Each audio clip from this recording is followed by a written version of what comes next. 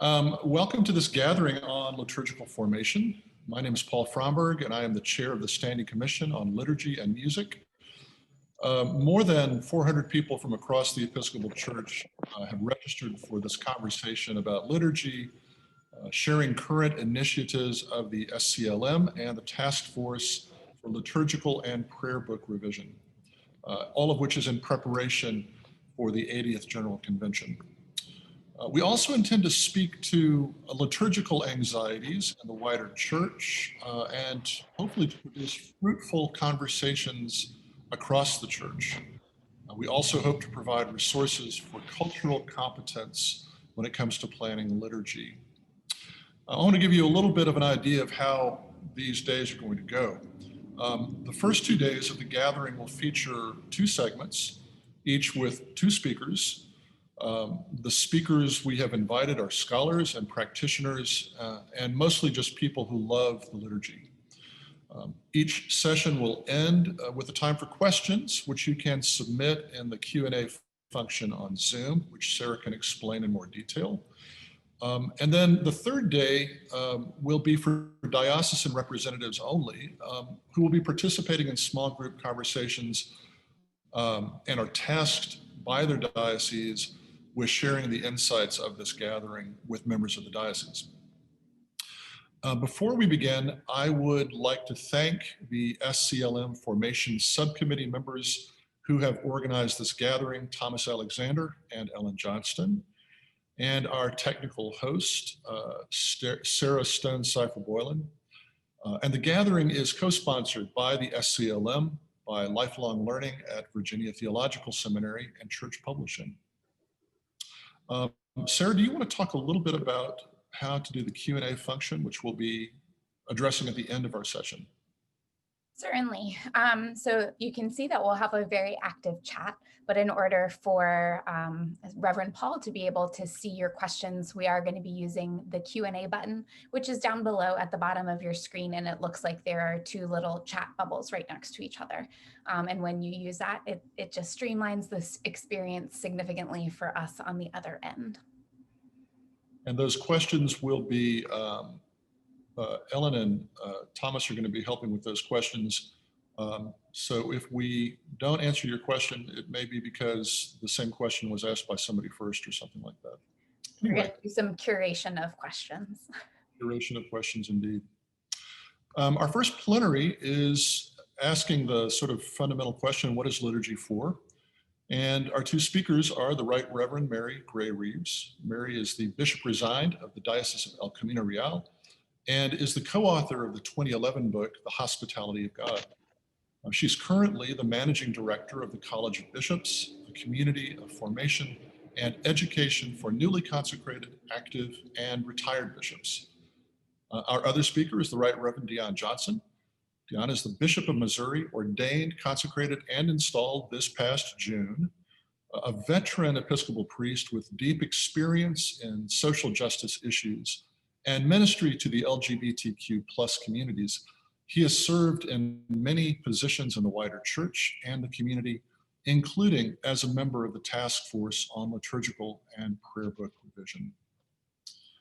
Mary and Dion, let's start with the very first question. What is liturgy for?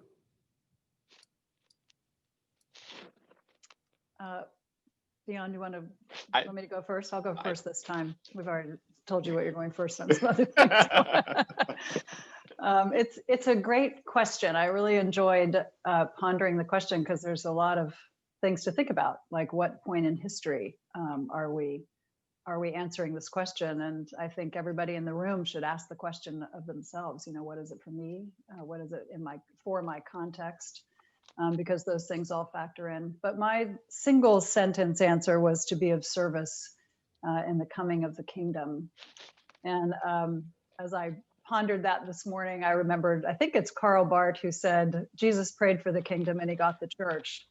And which is a great comment about reflecting that we get conflicted about what is everything in the church for. Thank you.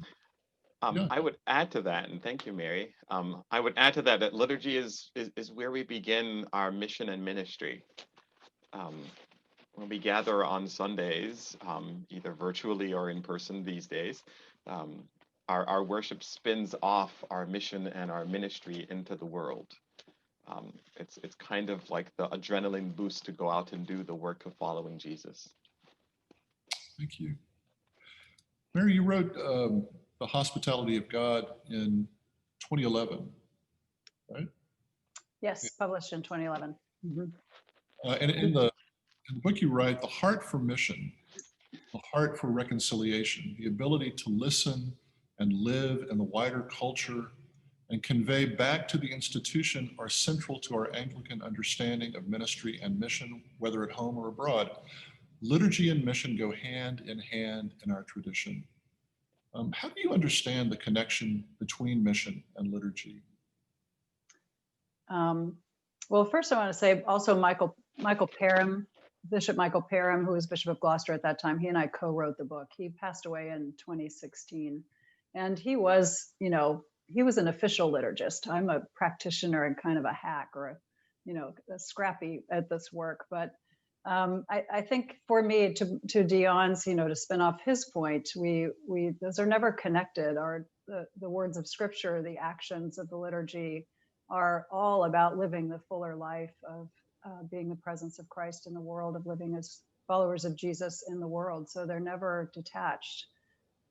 Certainly, it's something we saw in the what I still use the language emerging communities. And I would encourage us not to get too solid on language when we're talking about mission, because it should be fluid and dynamic. We should not fix it with words that we think we understand fully the definition.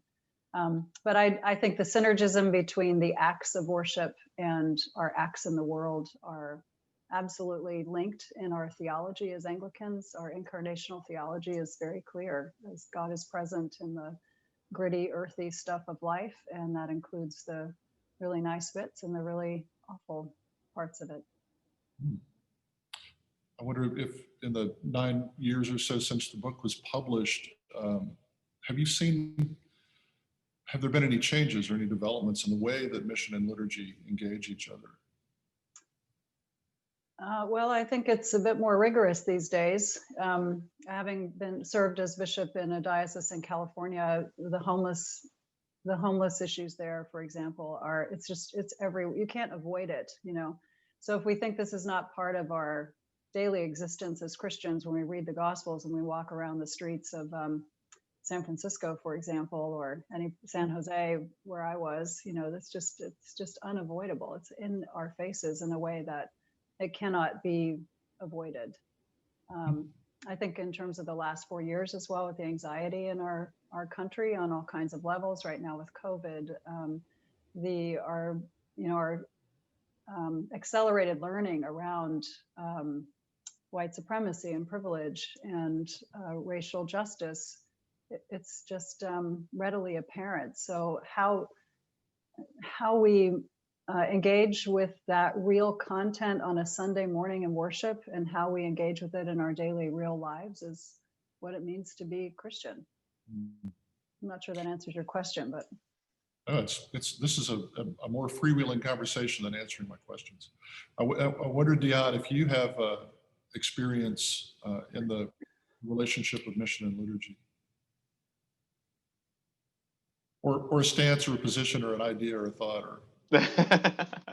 I have some thoughts. Well,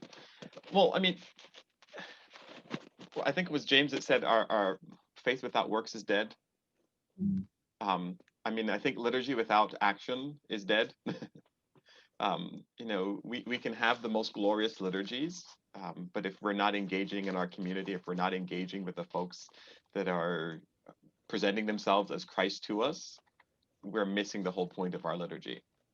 We're missing the point of our worship. That would be the short answer. There's a way in which mission and liturgy are inextricably linked. We can't have one without the other. And we find ourselves today in a time of pandemic, a time of social unrest. The challenges are huge.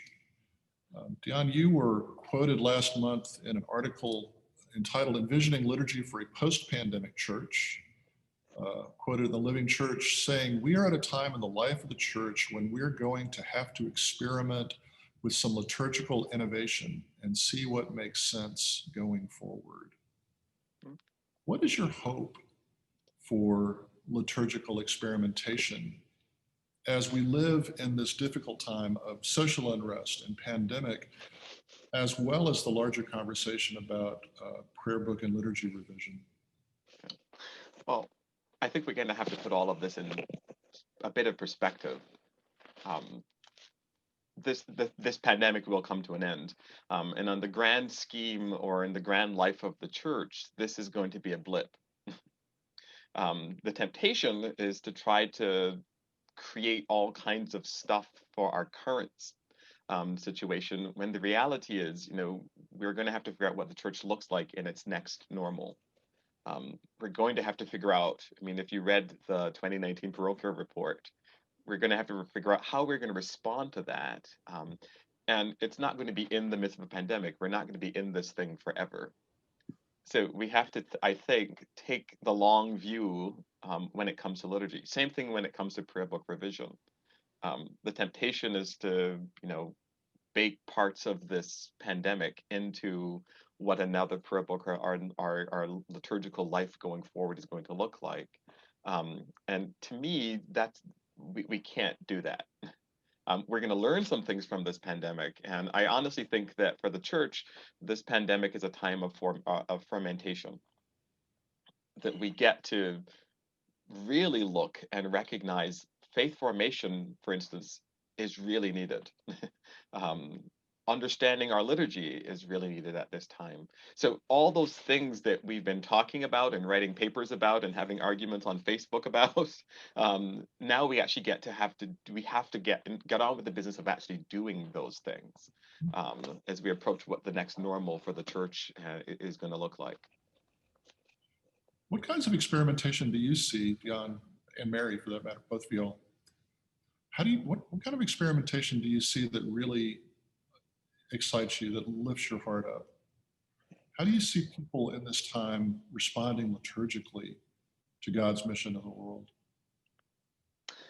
Well, I have to say that before I even begin to answer the question, I have to say that I am so tremendously proud of the clergy across the board who have managed to go from folks sitting in a pew on a Sunday morning to figuring out how to do Zoom and live streaming and how do you engage people from distance and all that stuff.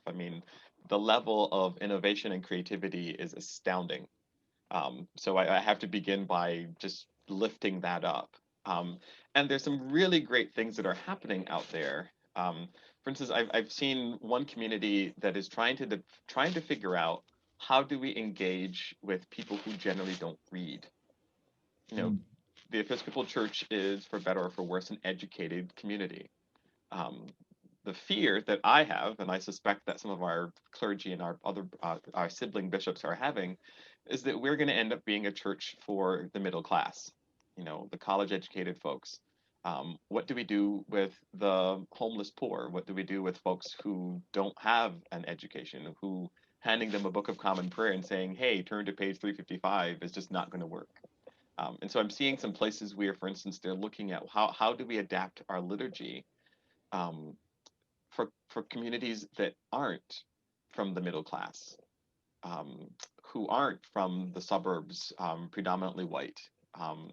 It gets us into, and I know we're going to talk about it, it gets us into even our language. What does our language say about who we are and who our church is able to reach? Mm-hmm. Mary, a question to you. Are you seeing signs of life in people's experimentation in the liturgy? Mm-hmm. Yeah, I think, I'm not a diocesan bishop any longer, so I'm a step back, but I hear diocesan bishops. So I too want to commend our clergy on the ground who are trying to make this work. And I think a couple of things. One is from the last question, mindful that in El Camino, we actually required all our postulants, deacon and priest to do community organizing. They couldn't get ordained without it. So they had to do their CPE and that. And to remember, we are not chaplains. We do chaplaincy work, but we actually have to be engaged in the community so that we're truly listening to what's happening in our neighborhoods. And we know how to craft mission and ministry. We know what's going on out there, what the real concerns are and the challenges are. And so I think liturgy can get formed out of that, and liturgies can be created out of that as in real time in terms of what's actually happening, real live time in the neighborhood. So I imagine that, and I know certainly for emerging leaders, missional leaders, that is their prime concerns, to be paying attention to the communities that are not, the church is not paying any attention to or isn't interested in for whatever reason. And is in conversation with them. And so they're in response to that. There was a great video that a congregation in Virginia put out about, it was like 20 person on a Sunday congregation. And when COVID hit, they started doing some streaming, but they started going outside and wandering around the rural area of their community and started meeting people. And I think their congregation like doubled, so as we connect with people, that's where the opportunities are going to be. I'd say one more thing about this time is that, for me, the question right now is, what is the missional future of the church? And so the missional future will have something to say about how we craft liturgy, or in my opinion, it should have something to say about how we craft liturgy. And to Dion's point about reaching communities that do not work in 800-page books, and that don't, the daily office in terms of its bulk, for example, makes zero sense to a technological person, right? And who deals in sound bites. So all of those are cultural realities that are not, that I think can be played with and not mess with core theology, and so we need to have conversations about that. What is cultural in our tradition, and what is core value theology non-negotiable? And I think there's a lot more negotiable than we take the time to have the conversation to discern. And I recognize those are difficult conversations because our Anglican heritage, how we experience it, is near and dear to us. And it will require us to be sacrificial as we move into a missional future. What I would add to that, for instance, looking at what's happening, or some of what's the experimentation that's happening in the Diocese of Atlanta around Imagine Church, that, it is very Anglican. If you look at the layout of it, but the production value, the way that it's actually put together, reaches a much broader audience. And we know that most folks' attention span, especially in this time of COVID, is much, much shorter. To have a compact presentation of a liturgy of the word that is both engaging, insightful, and gives stuff for you to continue to do is simply an amazing adaptation that I suspect lives well beyond this time of COVID. That gives us a path forward as we try to figure out what the church's next normal is going to look like. And there certainly are lessons that we're learning at this time liturgically that we wouldn't have had to even address before. Yeah. And, I think, Mary, you had leaned into the reality that we're able to reach people now in ways that we have not been able to in the past.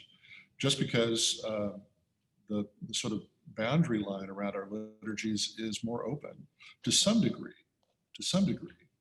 But it's perhaps bringing up for the church this idea that what liturgy is for is more than what we had thought, that it actually is an invitation to understand more expansively what liturgy is for and what the prayer book is for that matter, and how we can use it. I had another, if I could continue that, as I was reflecting back when I was a rector at St. Margaret's in Miami Lakes, which was a very diverse and fabulous community, had a lot of young families, and also had a lot of people that either had not been to church since they were small children, or had not ever been to church. And I remember this one woman who came. She had been coming about 6 weeks, and she and her husband, she loved the community. It was great. She said, I love those hymns that we sing, but I don't have any idea what they're talking about. And she was born in another country, and English was not her first language. And she needed formation, but she also needed not to be singing old English hymns, and there was music, of course, was a conflict in our congregation for a while. And we had to choose: are these hymns, these particular hymns, more important to you than the mission of this congregation? Because that's what we're talking about here. And you have a person who actually wants to be formed in the faith and the tradition, and we make it hard for her. And this is a professional person, an educated person. And it's like choose. And it wasn't that our music became dumbed down, but language became more contemporary, for sure, in order to form people, to make Christians. Dion, I know that you have both an interest and an expertise in liturgical language. I wonder if you could talk a little bit about the importance of expansive language in liturgy. Well, I think especially now during this time of fermentation, we have to pay attention to our language. Our language will reinforce some of the very things that we said that we are trying to eradicate. A very quick example, if you look at our Book of Common Prayer, light and white is always positive, and black and dark is always negative. And whether we like it or not, we end up reinforcing some of the same white supremacy ideals that folks are out on the street protesting against. And we know, as a church, we know quite well that God dwells both in light and darkness. A couple of weeks ago, we had the story of Moses, and it continued, if you're following tract 1, the story of Moses with God. But strangely enough, in the RCL, the next line that came after the Exodus reading that talked about, and Moses encountered God in sheer darkness, never makes it to the RCL. And so our language about God will ultimately tell the story of what we value. And so a couple definitions. Expansive language speaks about expanding the language that we use for God. So for anybody who's afraid that we might be pitching out Father from the Creed or from the Lord's Prayer, that's not what expansive language is intended to do. It's intended that in the places that we can, that we expand the language. So there's so many names for God out there that to be limited just to calling God Father and He does God and does our liturgy a disservice. I love the image of when Jesus said, God is like that mother hen wanting to gather us underneath her wings. So that's the expansive language. And inclusive language is language that refers to humanity, to make sure that in our language that we speak about humanity rather than mankind, for instance, that we're able to be inclusive of how different people are able to experience the community gathered for worship. And so our language, I would love to get a sign that says language matters, because language really, what we do in church and how we do it, and what we say about God will convey just as much as us standing out front with a sign. It's an interesting, there's an interesting intersection between class and language in terms of, who gets to control the language, who gets to say what the right language is in liturgy, and how do liturgists who are either creating liturgy out of whole cloth or adapting liturgy in the prayer book or using the prayer book liturgies, how do we check our own privilege or our own cultural preference for the sake, Mary, as you were saying, for the sake of the larger mission of the church? And at the same time, honoring the specific gifts that we have in leading liturgy, leading people in prayer.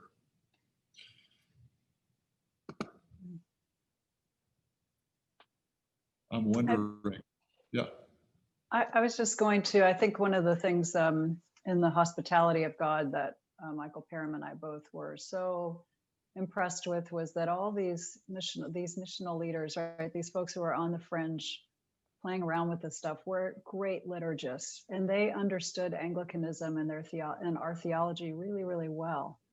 And I think it means we have to go deeper into what we say we believe and look for its essence, which is broad and inclusive and all love and grace. You know, it's all there. And so it is about just pulling back some things. You know, COVID has pulled back things we shouldn't have, and veils that we need removed from our eyes. And I think the church is equally should be open to that winnowing, you know, and to that work of the Spirit. One of the questions that I've been asking, being bishop here for roughly 4 months, one of the questions I've been asking in quite a few of the virtual town halls that I've been doing is what do we need to let go of so that something new can grow here? And I really think that might be a question for the whole church. What are some of those things that we need to let go of so that something can grow here? Because it's comfortable to know, well, I'm going to show up on an Episcopal church, turn to 355, and I know someone's going to say those words that are familiar. And I wonder sometimes if we've become too comfortable in that expectation, whether we do need to figure out what are some of the things that we need to let go of, that God can do and grow something new with our church, or well, with God's church, I should say, as we enter this time. I mean, I really do see this time as our time of being planted in the ground during the pandemic to figure out what's going to grow out of it when it's all done. You know, we've been having these reports, like the one that just came out in 2019, talking about the imminent demise of the church if we don't have a radical shift. And I do wonder if this time of pandemic may not be our great awakening to say, here's where the seed needs to really take some root and grow. Riffing on the prayer, liturgy is not for solace only. It's for something more. How do you both have different experiences as bishops, and I know that bishops have a particular concern about liturgy and a particular authority about liturgy. And I wonder if you could speak about the sort of collaborative process that you've experienced. You know, what is a bishop's role in collaboration in terms of liturgical revision or liturgical innovation? Well, I suspect this might be the place where that whole spiritual communion thing might come in. I think I heard a bus go by. Coming after you. Or coming behind me. Watch out. Jump off the road. Exactly. I mean, as Episcopalians, as followers of Jesus, we are incarnational. We are intended, we incarnate stuff. We are made for sacred touch. And I mean, when you think of the Eucharist, and like Paul, where you are, that beautiful dining room that you're sitting in, all worship spaces for us are big dining rooms. And we get to incarnate, we get to remember, we get to put back together to be a part of that dining room where Jesus sat with the disciples. And so we have to be in some ways present.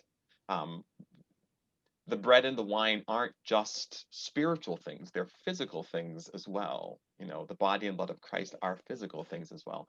So, taking something like spiritual communion, we can't do distance consecration because it requires us to be incarnate. The same way how we have to have at least one other person to consecrate the elements to represent the community present, we actually need to have the physical elements present to be able to do that. And I think what bishops are tasked with, or at least my understanding is, bishops are tasked with finding ways to say yes, maybe to a question that has not been already answered or already asked. So like even in debate around virtual consecration and stuff like that, what I think that is at the heart of that is a longing for something that incarnates us again. We want to be physically able to touch and feel and be present.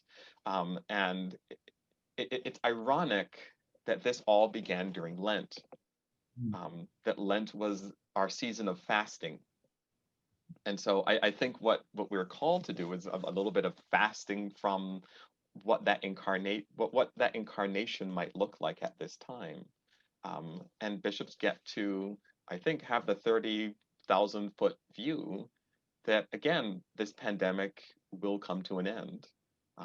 There will be a time when we can gather back together, and when history looks back, this pandemic time will be a blip in the grand scheme of the life of the church.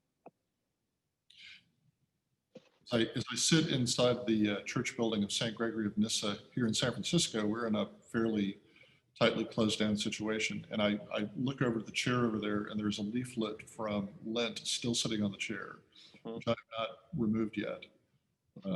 It's sort of holds in place in a moment. I had a visitation yesterday where the Lenten hangings in the chapel were still, they were still there because no one's been in there since Lent. Mary, what do you think about collaboration in terms of the bishop's role? And I don't know if your work with bishops in the college includes this kind of a question or not. Yes, it has. Those are beautiful words, Dion. Thank you. I wrote down a few things. That made for sacred touch was a lovely poetic line. Yeah, so the reality is in our constitution and canons, nobody imagined a COVID, right? A pandemic. So we do not have explicit provision for this. And because of our polity, there is no one person in the system that can say, do it this way, and that's okay. So we have had some conversations in the House, and the College for Bishops, which I meant the managing director, has sponsored some just voluntary conversations to study. They've been called "Setting a Table in the Wilderness." How do we incarnate the sacraments in this time, and do that in all the considerations that everybody in every diocese are considering about safety and also theology and so on. So we have talked about it. I think our bottom line question really has been, what is our missional future, and what do we learn? What can we learn now as we move forward into whatever the future holds for us? I don't know what normal is going to be. Dion's used the word normal a couple of times. I think we live in a time where that's a really fast-moving target, right? Whatever, we want this normal thing, but I'm not sure that's reality. Well, normal was the next normal, the hyphen there. Yeah, like for 30 days, and then something else will happen, right? So, but yep.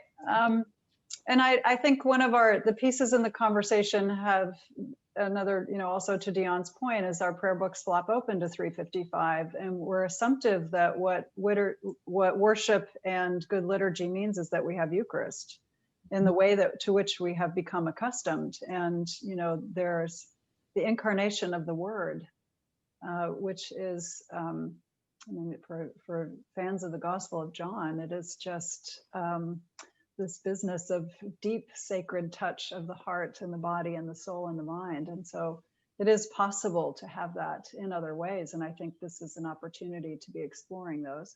And I think that's where the opening stuff comes in, that we're so nervous about stepping out of our assumed lines, and because we don't want any more conflict right now. And yet, could we be creative with the tensions? Could we create in our diocese, and I know it's happening, that, communities of experimentation and exploration, and that's precisely what BO 68, the intention of it was to be in conversation about this. I know in El Camino, I said, if you're gonna, we'll adhere to the rubrics 98% of the time, and when you don't, let's talk and tell me what's going on. Why does this make sense to you in the community, and where are you pushing on this edge? I'm a horseback rider. I was just reading actually an Episcopal priest in Kentucky, Lori Brock. She wrote a book on riding and being Christian. And she says, if you're not feeling out of the control, at least part of the time while you're riding, you're not pushing yourself hard enough. And I think that's true for us as a church. It's like, let's get uncomfortable about this and, ride a bit of the edge, and we will find new things there, and we'll discover boundaries from which we should say we shouldn't go there, but we can't play in that realm of discovery if we aren't a bit brave. Well, I think we also have an opportunity to look clearly at some of the things that we already are doing. Here in the Diocese of Missouri, one of the things that we did is we adapted the Maundy, Thursday Agape meal that could be used on Sundays at home. Mm-hmm. It's not lay precedence. It's not consecrated. I mean, it's very clear that that's not what it is. That it's not a, hey, go grab some brine, go grab some wine, go grab some bread, and do it yourself at home. But it is an agape meal, and it's centered around the lectionary, and it has a teaching component. But it gets to what we already have. We already have an agape liturgy that we use once a year for Maundy, Thursday, that's been adapted to be used that around a meal. And so it's also teaching at the same time. So I mean, something as simple as that, it gets to what I was talking a little bit about, the incarnational aspect and that hunger and that yearning that folks have for, that they're missing in not being incarnate in the buildings. Yeah. One of my other ponderings about this is I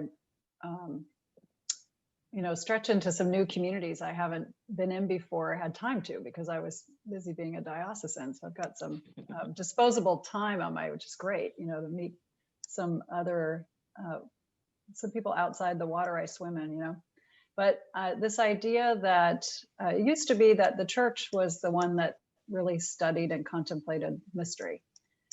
But STEM does now, right? So science, technology, engineering, and mathematics, the physicists, they're looking at dark matter. Anybody who's in that world will tell you, well, we don't really understand dark matter, but we use it all the time to build things, and theologians used to say things like that, which is what the mystery of the incarnation, the mystery of the sacraments is that. And so to engage that conversation as well in terms of this opportunity around, and I'm not pitching an argument for virtual communion, but there is so much more that we cannot see and touch that is at work in terms of the energy of the universe, Well, it really does take us to first principles when it comes to this period of time. What are the first principles of the Eucharist? What are the first principles of the offices? How do we know, to go back to the original question, what is liturgy for? What are the first principles behind the answer to that question, so that it's not just about consumer choice? And there's actually a question, speaking of consumer choice, there's actually a question, that was a little segue for you. A question from James Farwell. Do you have thoughts about how we accommodate to some of these contextual shifts? He says short attention spans, etc., without liturgy simply becoming a consumer exercise. I have to assume that a part of the context of that question is liturgy in this COVID tide. So how do we know the balance between resonating to consumer choice versus resonating to the call of God in the liturgy? That's a hard question. Well, thank you, Professor Farwell, my former liturgy professor at General. I don't think I don't believe I'm actually answering this question. But I think it's a both and. I mean, the example that I gave was Imagine Church from the Diocese of Atlanta. And that short worship experience is kind of consumerism, but it also was paired with some ongoing formation that happened during the week. So it wasn't just the liturgy in a vacuum and then you're done.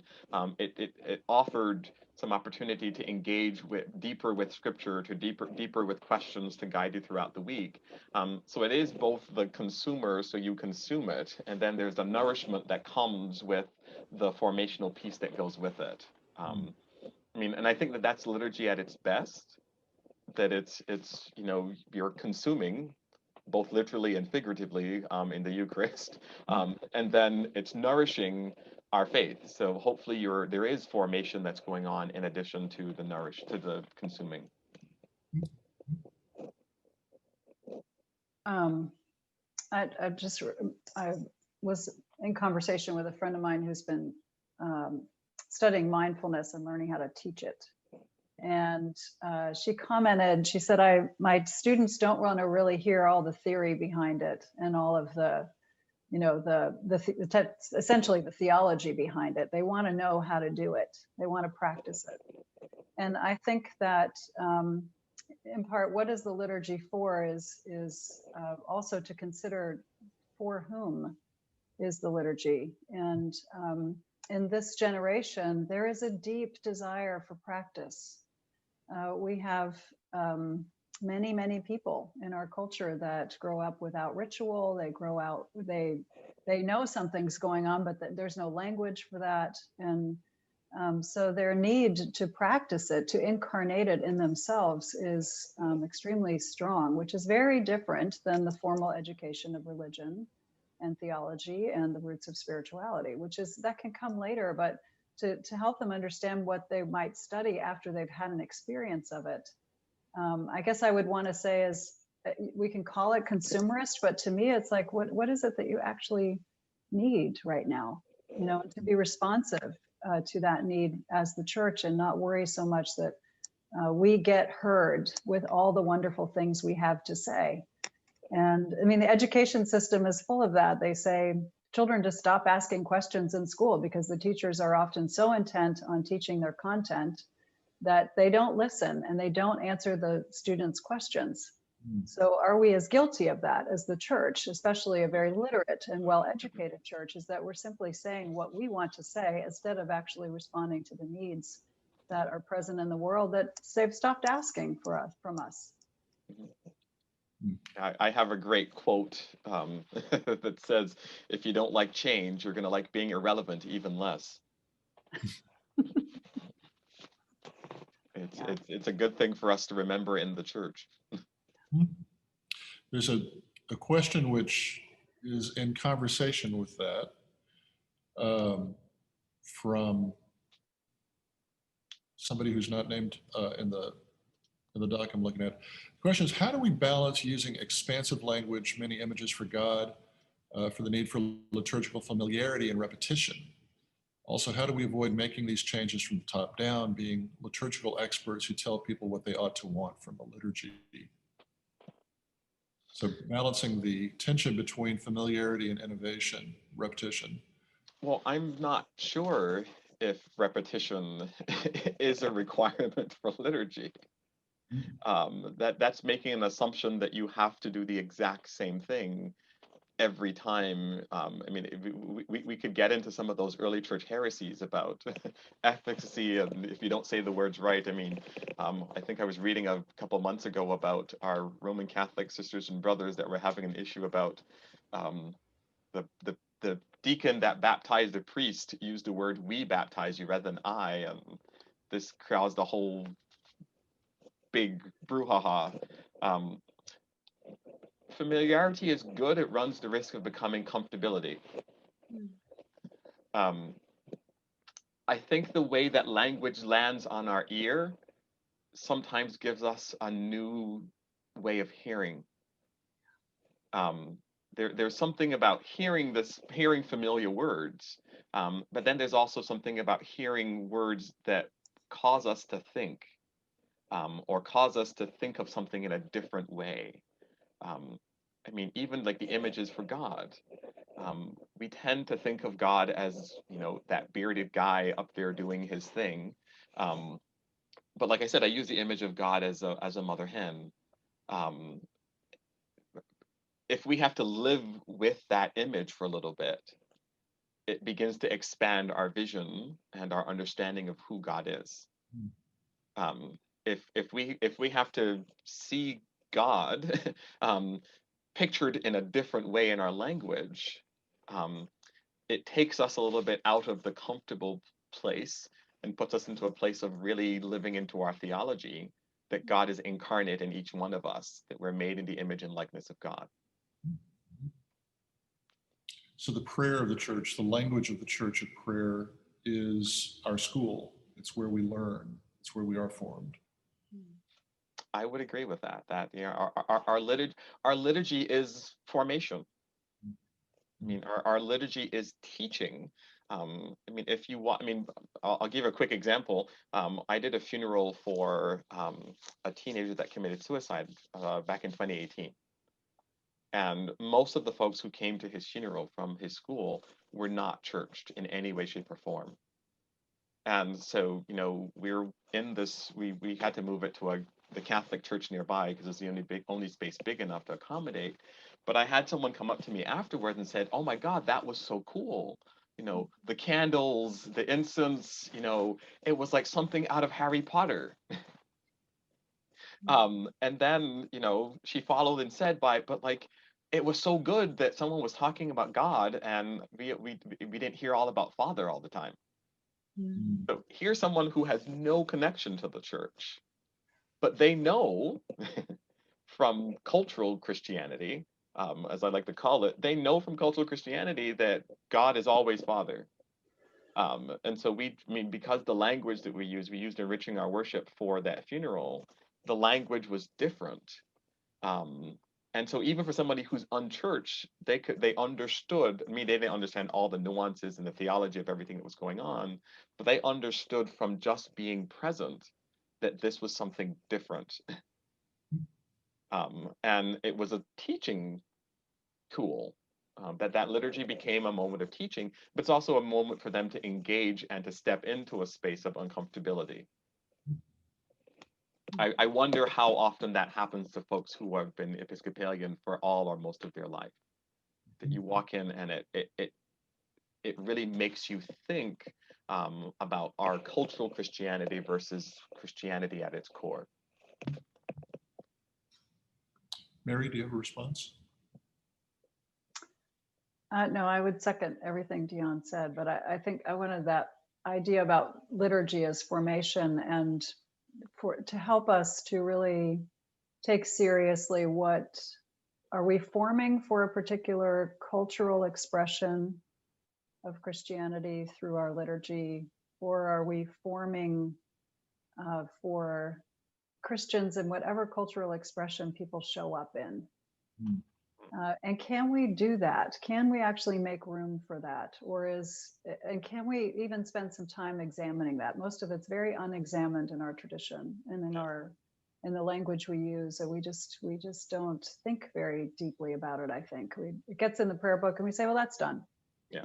I would want to, if it were mine to offer an invitation, I would say, let's invite one another to actually let our liturgical life and our prayer life be dynamic enough that actually it challenges us to create a culture that allows a much greater diversity of cultures and across generations, across race and ethnicity and sexuality and gender. And can we make space where we actually will not own our language so tightly that we can't allow it to change, because then we won't be who we are. And that to me feels like a rather fragile faith. And I think my experience of Anglicanism is that much more solid than that. And I think we can trust it to be there, even if we really, really allow the Spirit to open it up for us. I think it has to move us from mere welcome into hospitality. I mean, name a Christian community that doesn't say that they're welcoming. Even the most, closed off conservative community will say that they are welcoming.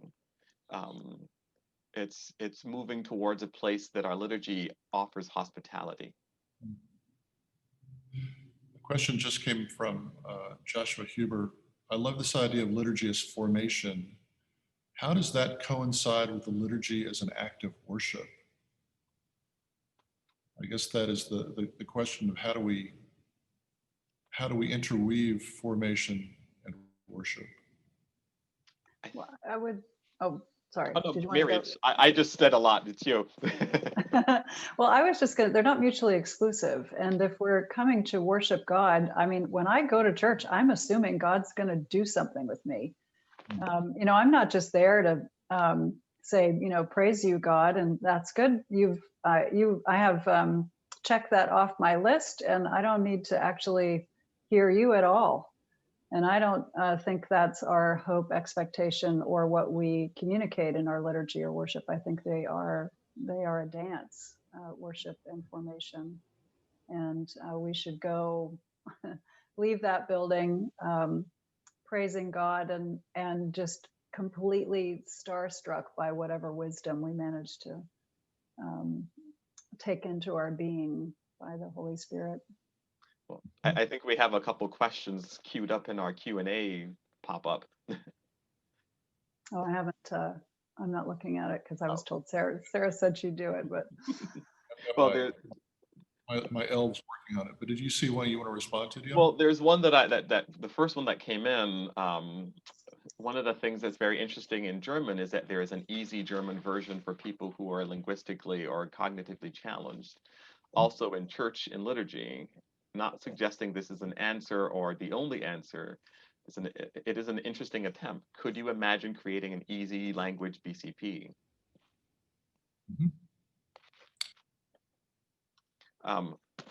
I love the idea.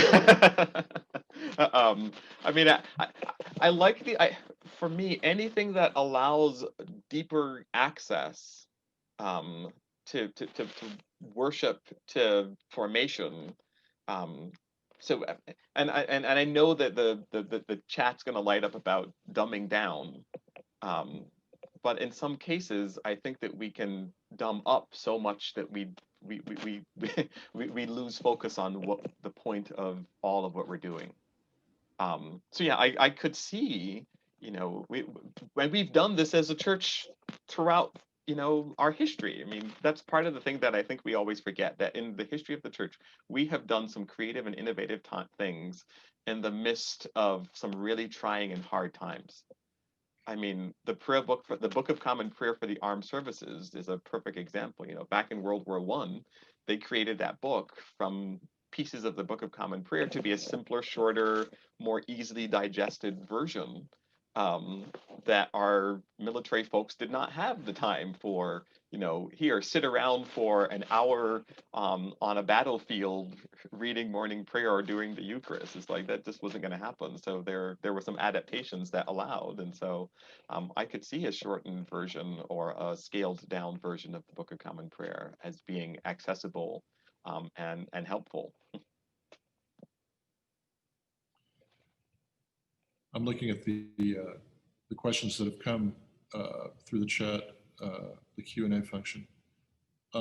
There's one that goes to the question of, people actually do come to church. The question is, in my community, mission and kingdom and the work of Jesus are matters for the spiritually experienced, whereas the majority of people visiting for the first time have come to find out, quote, who is God? How can liturgical formation and innovation accommodate both perspectives? We're not only talking about one kind of person who comes to worship with one set of needs or one set of strengths. I'll go first this time. I think that we should never underestimate the power of community. And we're talking about liturgy as though it's the only thing that goes on in a church, and it isn't. So there are all these wonderful people across the orders of ministry of lay, deacon, priest, and bishop who intermingle and intersect and have networks. And one might answer the question well about who is God, and the other might say, why don't you come on Tuesday and make some sandwiches for the poor people that live outside our door? And, you know, I mean, there's a multitude of ways that the networking of the Holy Spirit will do the work of formation. Well, plenty of it outside of liturgy, to the point where those conversations become liturgical. You know, they become moments of sacred touch that are outside the formal expression of the church. And so I just think we ought to make sure that, I suppose for me, that church life is thinking of it as liturgical, that it's got form and shape, and we don't always see it at work, but it's happening. And that can hold all the questions. I mean, I think we enter the liturgy needing, wanting, or expecting different things. You know, on one given Sunday, you need solace. And on the other Sunday, or, you know, other worship service, you need strength, to quote Percy. So, I mean, and liturgy is, as Mary said, is not the only place that, I mean, the church is not boiled down to just its liturgy. But in a sense, we enter these spaces needing, wanting, seeking different things.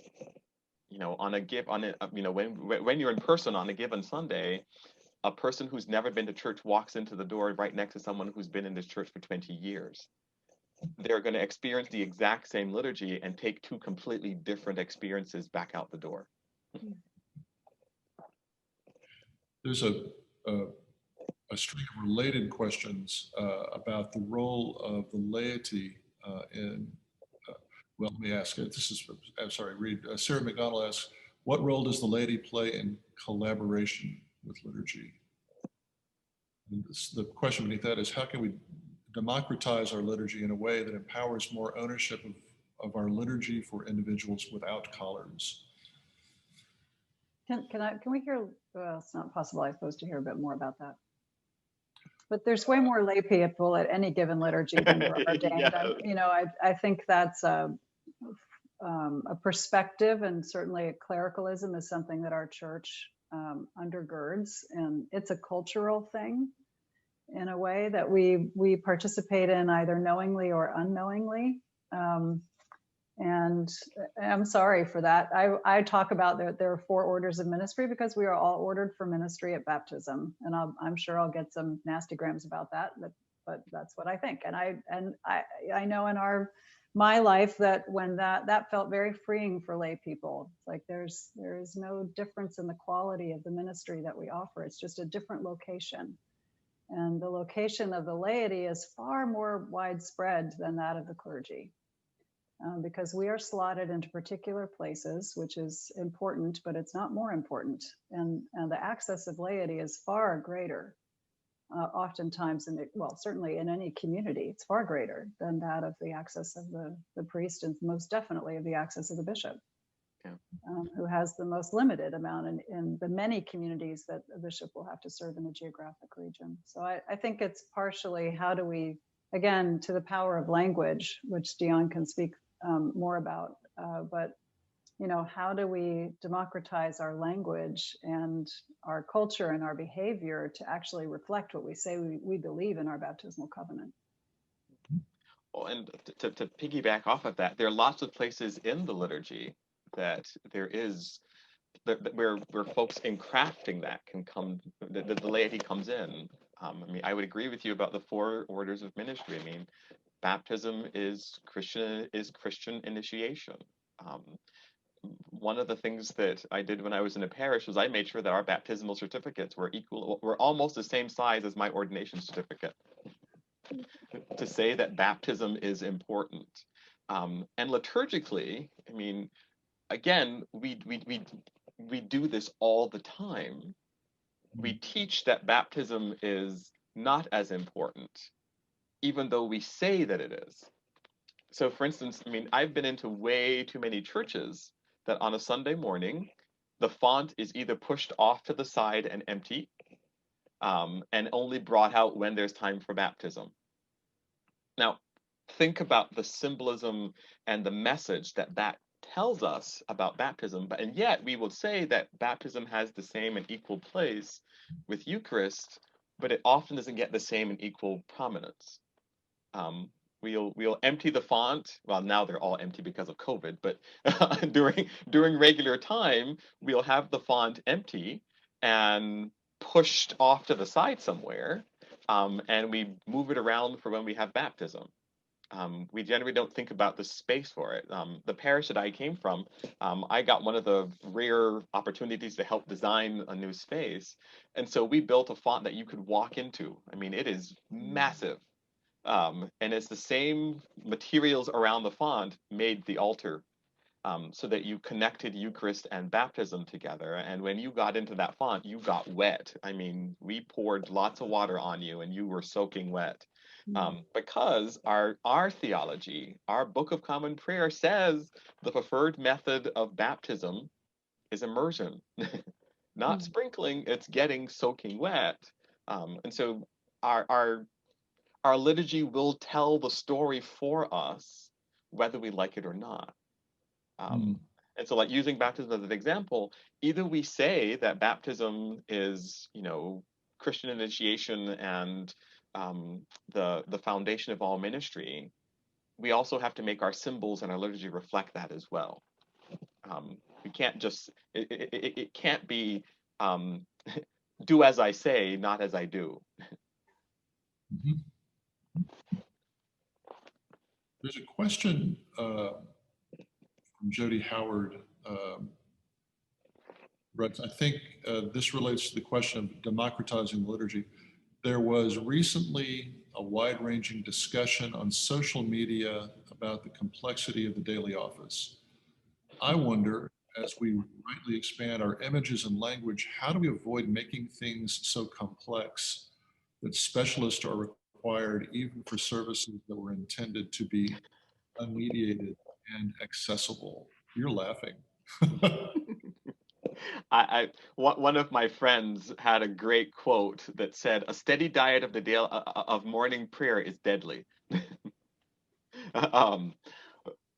But I mean, I think again it gets back to language. We somehow think it has to be an either, it's this or that. It's not a binary choice. It's both and. The daily office and I have a tepid at best relationship. I just cannot do. Morning prayer and I are just kind of like, okay, here we go. That's just not my spirituality. I found, for instance, like daily prayer for all seasons has both a complex version of a morning and evening prayer and a very simple version that you can use. And I think that that's where we're called in the church to be. You know, there is not a one size fits all. The common prayer part doesn't mean that we say the common prayer. It means that the structure is what holds us in common. And it's, you know, I think we have to recognize that the office liturgies and the prayer book are really, although predominantly done privately, are sort of imagined as communal actions. I mean, you pray together, and when you pray together, you have more opportunities to expand your repertoire as a worshiper through song and through chant and through silence and through beauty and through liturgical gear like incense and all of these things. So there's a way in which, you know, some of the complexity of the offices might just be that they weren't initially imagined as private offices. It's something to be done in common. I'd also add to that we, first of all, they were designed in a very different time and with very different sorts of literacies in mind. And all people don't work in a 24-hour rhythm. Mm. And so people's spiritual disciplines may not get practiced at the same 30 minutes every day for whatever reason. And I think it's important to honor not only our work realities, our daily life realities, but the way people's spiritual and body rhythms work. And that's okay. And that if actually to lay on people that if you don't do the daily office every day, there's going to be dire consequences to your spiritual health is to actually distract them with a lot of guilt that is inappropriate and I pray is unintentional. And then say, so how does your spiritual rhythm work? How could we help you have a thriving prayer and study life that works with your being instead of against it? That is a gift that will develop and nurture and form and create a person that will be praising God and taking in God's love and nurture, throughout the day instead of working against their own way of functioning. Yeah. I mean, it gets into a bit of that classism that we were talking about earlier. To be able to get up in the morning and dedicate 35 an hour to do morning prayer is a luxury of middle upper class. Mm-hmm. If you were part of the working poor, if you are an immigrant family, you don't have the luxury of doing that.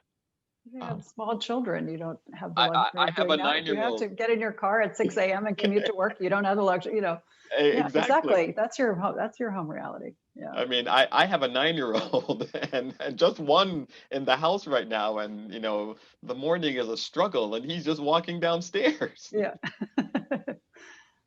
I think too, I'll just add, I have a set of gospels that don't have any chapters or verse citations. And the things that I get out of that, because they get cut out of our lectionaries and our offices, that I've just, I'll just stick with the one verse because I haven't spent much time with it in my life. And it's like, wow, that is a powerful verse. And we just cut out the verse that came before the parable because we were more interested in the teaching of the parable. It's like, yeah, but this verse before it sets up the parable so beautifully and it's perfect and it's so important, So I think we could expand that repertoire in a way that would really help people practice formation in their faith lives.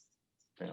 I mean, someone mentioned in the chat about, well, you could just grab a podcast and listen to it while you're driving or something like that. But again, it assumes that you're driving. It assumes that you are able to have that luxury of a podcast. Mm-hmm. I mean, part of the challenge for the church, I think, is that we have to get out of the mindset that everybody is the same. Our worshiping communities are not the same. They cannot be. Predominantly Spanish-speaking congregation, we're in the process of figuring out planting a couple here, and we know, Sunday morning is just not going to work. Mm-hmm. I could say a whole lot more about that, but but it goes to the original question: what is liturgy for?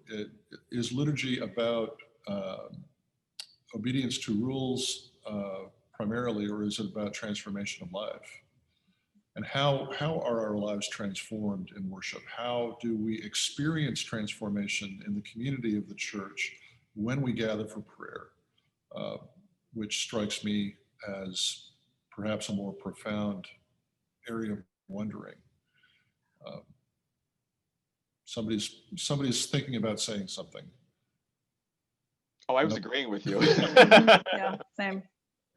I think too that it is, who are we doing this for? As we think about prayer book revision, and who is this for? Is it just for us? Because that's just, to me, is not a, worthy exercise. It's not missional. If we're just doing it we're missionized. We got it. We're in. Yeah. Yeah. So. Well, I'll ask you the question: who is prayer book revision for? I'm not in your group, so I don't know how you're thinking. But I mean, Or I see a bus coming. they can hit me. I'm good. I'll take it for you. Well, I would hope that we'd be listening to the places in our church that are connected with all kinds of diverse communities that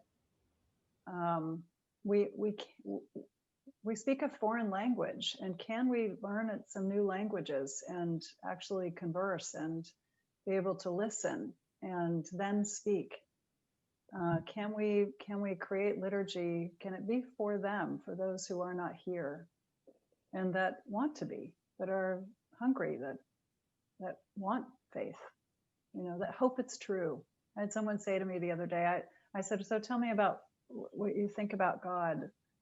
And this person said, I really, really hope it's true. And he'd not had any experience in the church or any experience of faith formation, wasn't raised in a family that did that. But in deep yearning, I think it's the first time he'd ever said it to anyone. I really want it to be true. It's like, what if it were true? It strikes me as an amazingly faithful stance. It's beautiful. It's just beautiful. Now, could he recite the Nicene Creed or say the Lord's Prayer? No.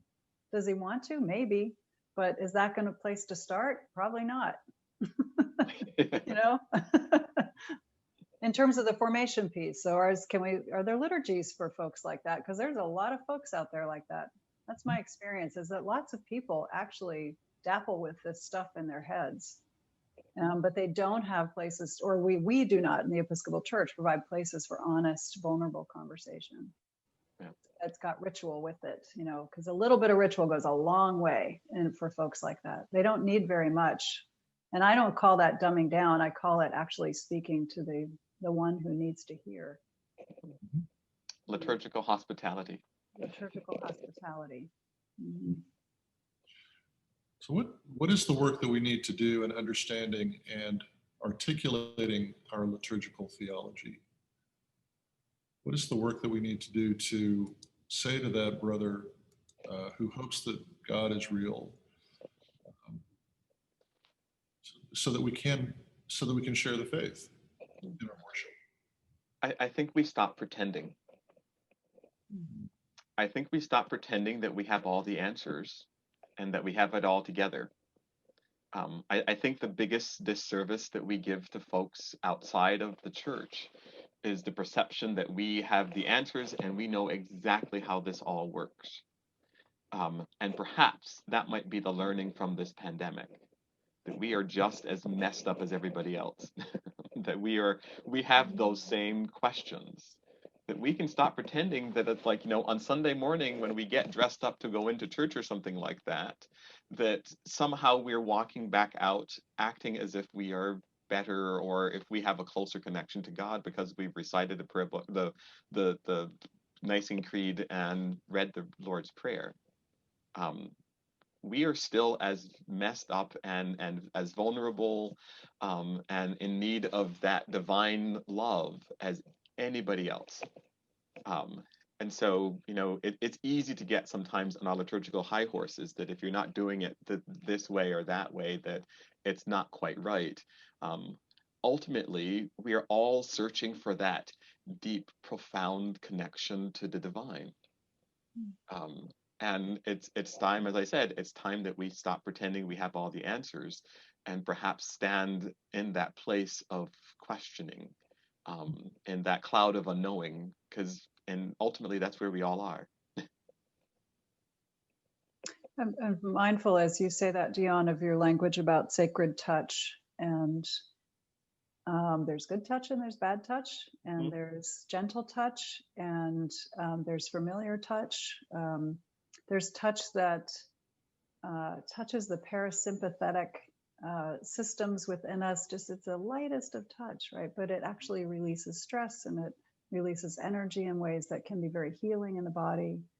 And if we think about that in terms of what kind of touch does this liturgy, what is it intended to, what kind of touch is it intended to use and for whom? And is this the appropriate touch for this person and for where they are in their lives? To initiate with prayer D is a pretty heavy touch, right? It is for people who are used to being bathed in that language, and to being touched with that language. It is not for the person for whom, the word God that's enough touch, right? It's just a word. It's a single syllable word that has not a complete understood meaning, That's enough touch for that person. So how do we create repertoire of that, of pressures and types of touch, and how can we be conscious of the impact of the way those touches are experienced? And we've done plenty of work around that in terms of sexual misconduct, but there's great metaphor in that, actually. Yeah. To think about liturgy in that same sort of way. As we come closer to the end of our time together, we have about 10 minutes left. I'm wondering, what is the question that has not been asked that you're ready to answer? Mary, I think this is your bus coming. I just would find it, let's see, are we sufficiently grieved as we look at that report last week about that there won't be anybody in our pews in 30 years? Are we sufficiently grieved by that story to continue to hold on to something that's not speaking, that's not heard? Are we sufficiently willing to let go of the spaces that may be speaking things that are not heard anymore or can't be heard? Because how many people go to church on Sunday may not be the way we should count. I mean, there's all kinds of questions in this, but are we not alarmed? Are we not lamenting? Can we be at a point of enough to say we're willing to actually release some things? That would be my question. How willing are we to really step into some unknown spaces to live this mission that God is calling us to live? I believe that we are being called to live this. And I think we have tremendous gifts in the Episcopal Church, and it would be an unbelievable loss of our core identity. Not our culture. Our culture just needs to go. But it would be a loss of Anglican ethos, because we have some gifts that other churches do not have. So that was partially question and sermon. So I apologize. Well, can I follow up on that sermon? Yeah, go right ahead. Well, my fear, especially with this current report, is that we will spend time forming committees and talking about it and not doing anything about it. That we'll rearrange the deck chairs as the ship is beginning to go down. That is my fear. My hope is that during this time of fermentation, that we actually emerge energized about where God is calling the church to be. Phyllis Tickle had her book, The Great Emergence, saying that it takes a massive disruption sometimes to jolt the church back into its place. And so I honestly think that this pandemic time might be our great emergence, that I'm a student of history as well. And so looking back at history, after every major disruption, this amazing set of creativity comes bursting out. If you look at Europe, the Renaissance came after the plague. In Harlem, the Harlem Renaissance came after a time of civil and social unrest. You look at any major disruption, and it's usually the place where the creativity comes from. And I am hopeful, just looking at what's happening during this pandemic time, that if we can keep that energy and that creativity going, that report will be our wake-up call. Thank you. I'm going to ask you one last question, which is, it's not an easy one to answer. The others have been? Your bus. I'm sure it's your bus. Any Any ideas on how to create all this change when many clergy are part-time, have been working full-time during the pandemic, have no hope of sabbaticals, and little support from their congregations to go out into the community or to address racism and white privilege? I'll go first. I'll take the bus. Well, you know, you eat an elephant one bite at a time. Yep. And I think it's, as I listen to that list, it's really important not to segregate those things, you know, physically and metaphorically. They are, if liturgy and mission go together, then they go together. I would also suggest that to ask more questions than you provide answers for. The answers are in the questions. And when we engage a lot of questions that are open and that spark our imagination, we get more energy. So you'll be energized by that work. It's not easy work, but it is also not grueling work. It is creative and artistic work. You know, we talk about ourselves as liturgists, as practitioners, as our job titles and our, you know, our vocational identities, but might we think about ourselves as artists of the faith and ones who create? I mean, look at that beautiful mural behind you at St. Gregory of Nyssa. You know, it's beautiful. And we in our Anglican tradition, art is part of our history, our tradition. It's part of our formation. And I would just want to encourage us to find the artist within and start painting and drawing, and, you know, the pots that don't work, toss them against the wall and start again. You know, this is a wonderful freeing time if we allow it to be. Thank you, Mary. The only thing I could add to that is amen. Bring on the bus. Next bus, come on. No. I just want to thank you both so much for your time. I know that it's a busy time, and I know that there are lots of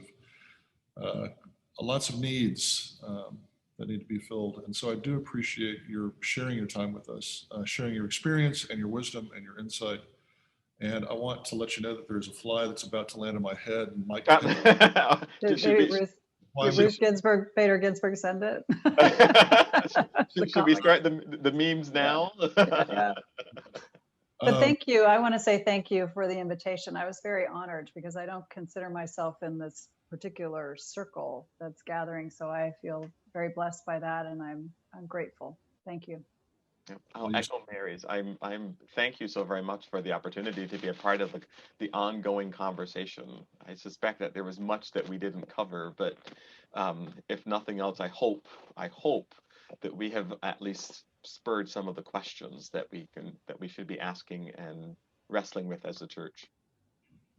I also want to let our participants know that questions that have been submitted, we will try and roll into other sessions, other seminars.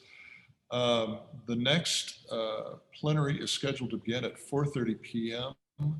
Eastern time. I believe that's correct. And I think that, Sarah, you want to give some instruction on logging back in and all that? It is the same link, so making it really easy. I also just posted in an evaluation as well about this session and together. So it is at 4 p.m. Eastern time. 4 p.m.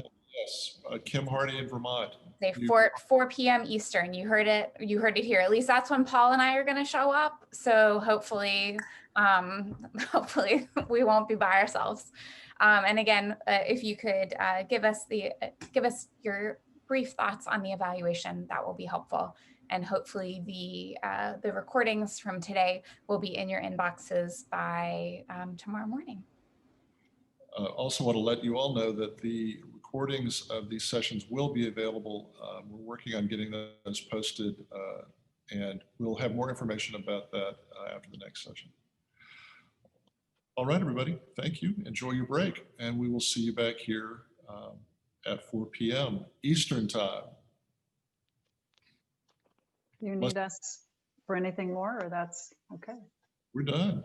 I'm going All to go right. ahead and shut it off. Okay. Thank Bye-bye. you. Thank you. Bye-bye. Thank you so much.